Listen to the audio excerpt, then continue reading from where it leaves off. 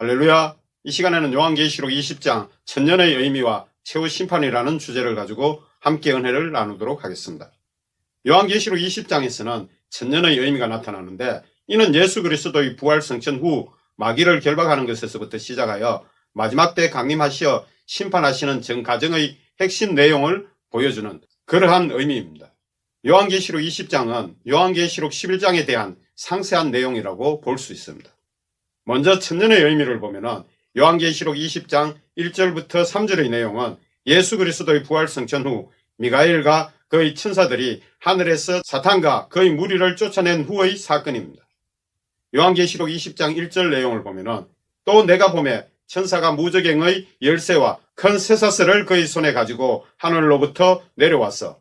1절은 하늘로부터 땅으로 쫓겨난 사탄과 그의 무리를 따라 천사가 무저갱의 열쇠와 큰 쇠사슬을 그의 손에 가지고 하늘로부터 내려와서 이는 사탄인 마귀와 그의 무리를 결박하여 무저갱에 가두는 내용이며, 그때 사탄이자 마귀인 용을 잡고 보니 옛뱀으로 에덴 동산에서는 아담과 하와를 미혹한 자였습니다. 요한계시록 12장 7절부터 9절 내용을 보면은 하늘에 전쟁이 있으니 미가엘과 그의 사자들이 용과 더불어 싸울세 용과 그의 사자들도 싸우나 이기지 못하여 다시 하늘에서 그들이 있을 곳을 얻지 못한지라. 큰 용이 내쫓기니 옛뱀 곧 마귀라고도 하고 사탄이라고도 하며 온 천하를 깨는 자라. 그가 땅으로 내쫓기니 그의 사자들도 그와 함께 내쫓기니라. 이렇게 땅으로 쫓겨난 사탄인 마귀와 그의 사자들인 귀신들이 땅으로 쫓겨난 후에 하늘에서 천사가 내려와서 사탄인 마귀이자 용이며 옛뱀을 잡아 결박하여 가두게 됩니다. 요한계시록 20장 2절을 보면은 용을 잡으니 곧 옛뱀이요 마귀요 사탄이라. 잡아서 천년 동안 결박하여 해서 천년의 의미는 마지막 심판 때까지의 불특정한 시간을 의미합니다. 이는 그 시간을 밝힐 수 없는 것은 그 때와 시기는 하나님의 권한이기 때문에 그러한 것입니다. 이는 예수 그리스도께서 부활과 더불어 승리하셨기에 하나님 자녀의 권세를 받은 자들이 하늘에서 땅으로 쫓겨난 마귀를 예수 그리스도의 이름으로 물리칠 수 있게 된 것입니다. 그런데 하늘에서 내려온 천사가 사탄인 마귀를 결박하여 무저갱에 넣는 시기는 정확히 어느 때인지 알 수 없지만 로마 제국에서 기독교를 국교화할 때로 추정이 됩니다. 요한계시록 12장 12절을 보면은 그러므로 하늘과 그 가운데에 거하는 자들은 즐거워하라. 그러나 땅과 바다는 하있을진저 이는 마귀가 자기의 때가 얼마 남지 않은 줄을 알므로 크게 분내어 너희에게 내려갔음이라 하더라. 그래서 마귀가 자기의 때가 얼마 남지 않음을 알고 크게 분내어 내려온 것을 통해 추정할 수가 있습니다. 이는 7머리 10뿔 짐승들이 모두 용으로부터 권세를 받았기 때문인데, 그러나 땅으로 쫓겨난 사탄인 마귀는 결박되어 있으나 불법의 행위는 그의 사자인 귀신들에 의해 행해지고 있었습니다. 그것을 증명하는 것이 데살로니가 후서 2장 6절부터 8절의 내용입니다. 너희는 지금 그로 하여금 그의 때에 나타나게 하려 하여 막는 것이 있는 것을 아나니 불법의 비밀이 이미 활동하였으나 지금은 그것을 막는 자가 있어 그 중에서 옮겨질 때까지 하리라. 그때에 불법한 자가 나타나리니 주 예수께서 그 입의 기운으로 그를 죽이시고 강림하여 나타나심으로 패하시리라. 이는 사탄인 마귀에 속한 자들은 활동은 하고 있지만 다만 결박된 사탄인 마귀가 일으킬 환란의 바람을 막는 자가 있는데, 그 막는 힘을 하나님께서 명령하셔서 옮겨짐으로 인하여 마지막 환란의 바람이 불 때까지를 천년 동안 결박하여라고 하고 있습니다. 이는 요한계시록 7장 1절부터 3절에 그 내용이 잘 나타나 있습니다. 2일 후에 내가 내 천사가 땅 모퉁이에 쓴 것을 보니 땅의 사방 바람을 붙잡아 바람으로 하여금 땅에나 바다에나 각종 나무에 불지 못하게 하더라. 또 봄에 다른 천사가 살아계신 하나님의 인을 가지고 해돋는 데로부터 올라와서 땅과 바다를 해롭게 할 권세를 받은 내 천사를 향하여 큰 소리로 외쳐 이르되 우리가 우리 하나님의 종들의 이마에 인치기까지 땅이나 바다나 나무들을 해하지 말라 하더라. 이처럼 천년은 마지막 환란의 때까지 사탄인 마귀를 결박해 두는 시기를 가리킵니다.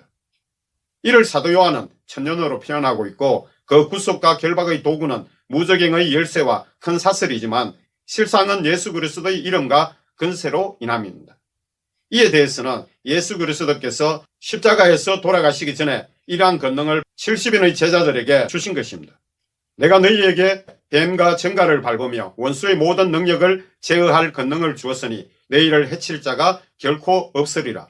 그리고 요한계시록 20장 3절 내용을 보면은 무저갱에 던져 넣어 잠그고 그 위에 임봉하여 천년이 차도록 다시는 만국을 미혹하지 못하게 하였는데 그 후에는 반드시 잠깐 노이리라.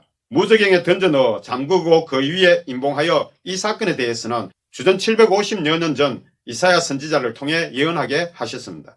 이사야서 14장 15절부터 17절에 그 내용이 나타나 있는데 그러나 이제 내가 서울 곧 구덩이 맨 밑에 떨어짐을 당하리로다. 너를 보는 이가 주목하여 너를 자세히 살피보며 말하기를 이 사람이 땅을 진동시키며 열국을 놀라게 하며 세계를 항모하게 하며 성읍을 파괴하며 그에게 사로잡힌 자들을 집으로 놓아 보내지 아니하던 자가 아니냐 하리로다. 또 주전 593년경에 에스겔 선지자를 통해서 이와 같은 예언을 하게 하셨습니다. 에스겔서 28장 16절부터 19절에 그 내용이 잘 나타나 있습니다. 3절에서 천년이 차도록 다시는 만국을 미혹하지 못하게 하였는데 이 의미는 하나님의 정하신 때인 천년이 찰 동안 만국을 미혹하지 못하도록 결박해 무저갱에 넣고 잠궈서 임봉해 두셨기 때문입니다. 그 후에는 반드시 잠깐 노일이라고 한 이 말씀은 세상의 종말인 마지막 때 잠시 놓여서 환란을 일으키는 것을 의미합니다. 요한계시록 11장 7절 내용을 보면은 그들이 그 정언을 마칠 때에 무저갱으로부터 올라오는 짐승이 그들과 더불어 전쟁을 일으켜 그들을 이기고 그들을 죽일 터인즉 이는 성도들이 온 민족에게 복음을 다 전파할 그때에 하나님의 허락으로 무저갱에 갇혔던 사단을 풀어주게 됩니다. 이때 무저갱에서 올라오는 자에 대한 구체적인 내용은 마지막 환란 직전의 다섯째, 여섯째 천사가 나팔 불 때의 사건입니다. 요한계시록 9장 1절부터 3절 내용을 보면은 다섯째 천사가 나팔을 불 때 내가 보니 하늘에서 땅에 떨어진 별 하나가 있는데 그가 무저갱의 열쇠를 받았더라. 그가 무저갱을 여니 그 구멍에서 큰 하덕의 연기 같은 연기가 올라오며 해와 공기가 그 구멍의 연기로 말미암아 어두워지며 또 황충이 연기 가운데로부터 땅 위에 나오며 그들이 땅에 있는 정갈의 근세와 같은 근세를 받았더라. 요한계시록 9장 13절부터 15절 내용을 보면은 여섯째 천사가 나팔을 불며 내가 들으니 하나님 앞 금제단 네 뿔에서 한 음성이 나서 나팔 가진 여섯째 천사에게 말하기를 큰 강 유브라데에 결박한 네 천사를 놓아주라 하며 네 천사가 놓였으니 그들은 그 연, 월, 일, 시에 이르러 사람 3분의 1을 죽이기로 준비된 자들이더라. 이처럼 사단이요 마귀이며 옛뱀이 결박되어 있어 이를 이길 수 있는 기간은 알 수 없는 불특정한 시간이나 이는 복음이 온 땅에 전파된 후 마지막 환란이 나타날 때까지를 가리키고 있습니다. 이러한 사탄을 천년이 차기까지 곧 마지막 심판 때까지 결박해 두었으나 마지막 때 잠시 놓이게 됩니다. 지금은 성도들이 예수 그리스도의 권세로 사탄의 세력을 이길 수 있으나 그때가 되면 성도들은 사탄의 세력을 이길 수 없게 됩니다. 그 이유는 미혹을 통해 마지막 천국에 들어갈 자들을 하나님께서 시험하도록 허락하셨기 때문에 이때 알곡과 가라지를 선별하시기 때문입니다. 이때 배교가 일어나고 성도들에게 환란의 바람이 불게 됩니다. 그때 많은 자의 순교와 더불어 그 수가 채워짐으로 일곱째 나팔 소리와 예수 그리스도의 강림하심이 성취된과 동시에 성도들의 부활 성천이 이루어지면서 세상은 종말의 심판을 맞이하게 됩니다. 이 과정은 천년 곧 마지막 심판 때까지 결박했던 사탄인 마귀를 심판하기 위해 잠시 풀어놓아 땅의 사방 백성을 미혹하도록 하여 성도들과 싸움을 준비하게 하는 모습인데 이때는 믿는 자들도 미혹되기에 예수님께서 마태복음 24장에서 미혹되지 말라고 당부하신 것입니다. 이 과정에서 배교가 일어나게 됩니다. 요한계시록 20장 4절 5절 내용을 보면은 또 내가 보좌들을 보니 거기에 많은 자들이 있어 심판하는 권세를 받았더라. 또 내가 보니 예수를 증언함과 하나님의 말씀 때문에 목배임을 당한 자들의 영혼들과 또 짐승과 그의 우상에게 경배하지 아니하고 그들의 이마와 손에 그의 표를 받지 아니한 자들이 살아서 그리스도와 더불어 천년 동안 왕노릇하니 그 나머지 죽은 자들은 그 천년이 차기까지 살지 못하더라. 이는 첫째 부활이라. 4절에서 보좌들을 보니 거기에 앉은 자들이 있어 심판하는 권세를 받았더라.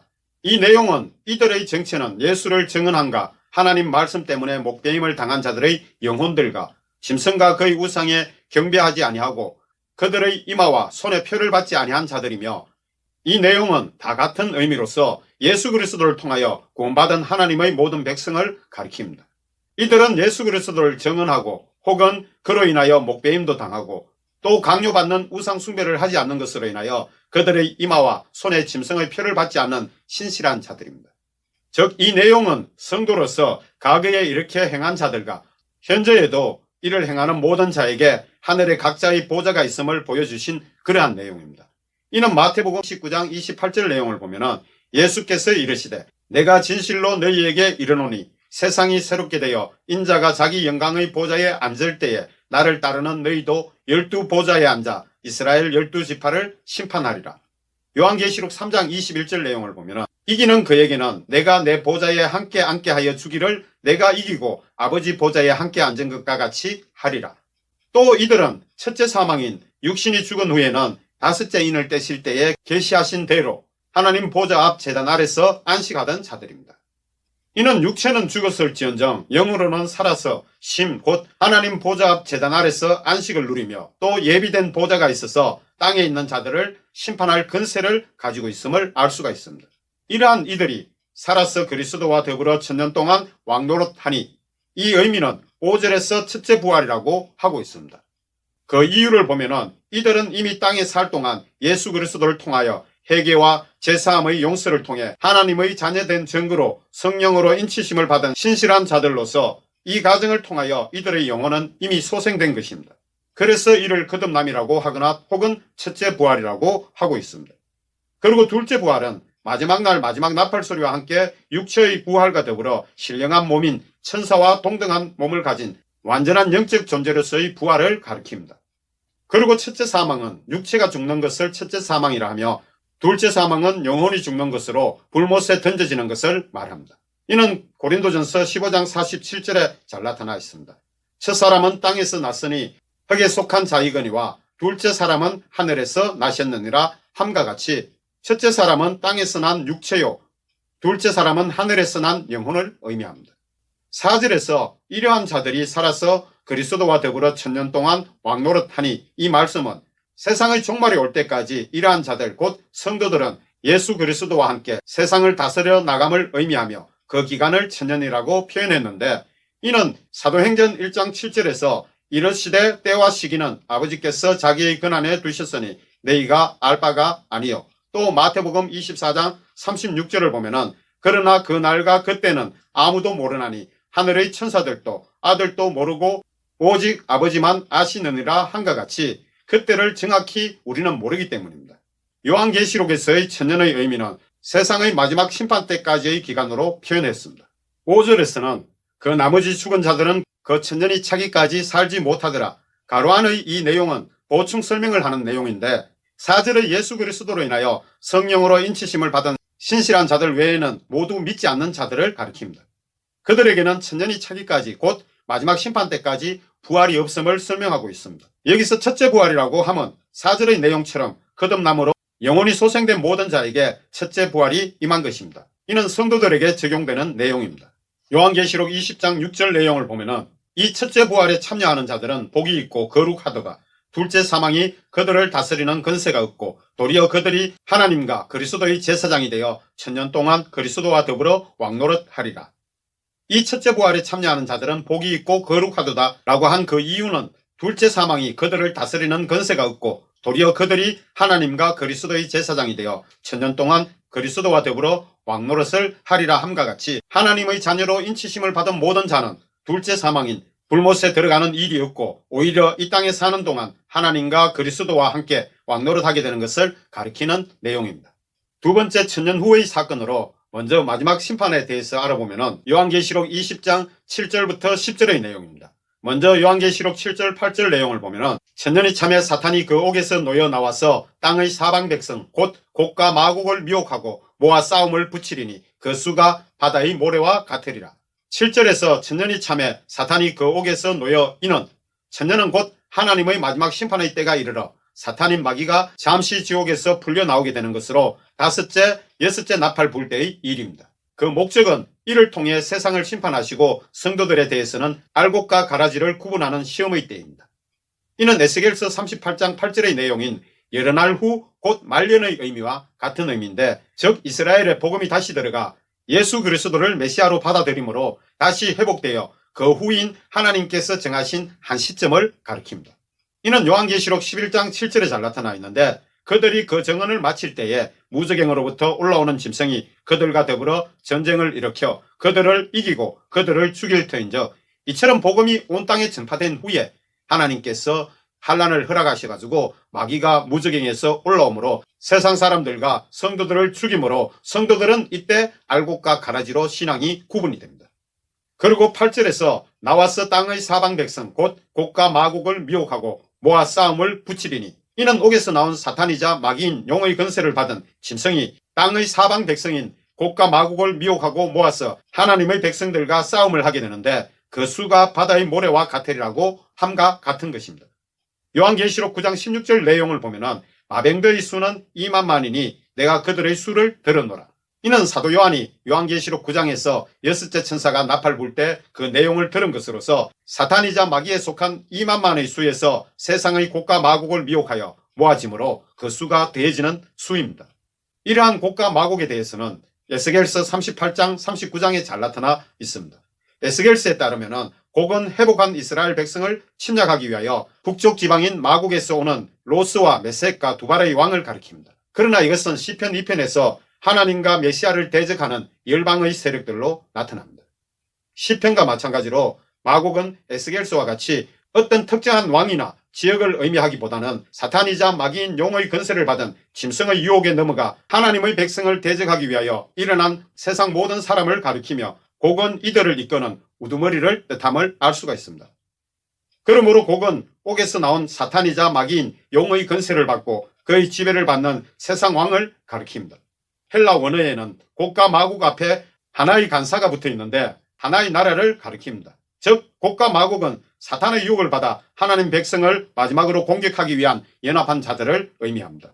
8절의 땅의 사방 백성, 바다의 모래와 같은 이 표현은 이들의 세력이 강범위한 세력임을 알게 합니다.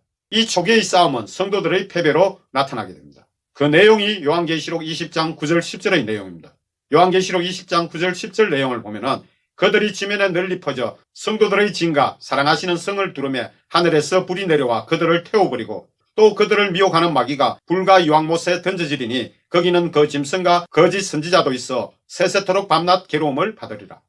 이는 요한계시록 11장 7절부터 11절에서 나타나는 마지막 환난이며 이때 마지막 나팔소리와 함께 성도들의 부활 승천과 예수님의 강림이 이루어지고 마지막 7대접의 심판과 더불어 7째 대접의 불못 심판이 이루어지면서 인류의 모든 역사는 끝이 나게 됩니다.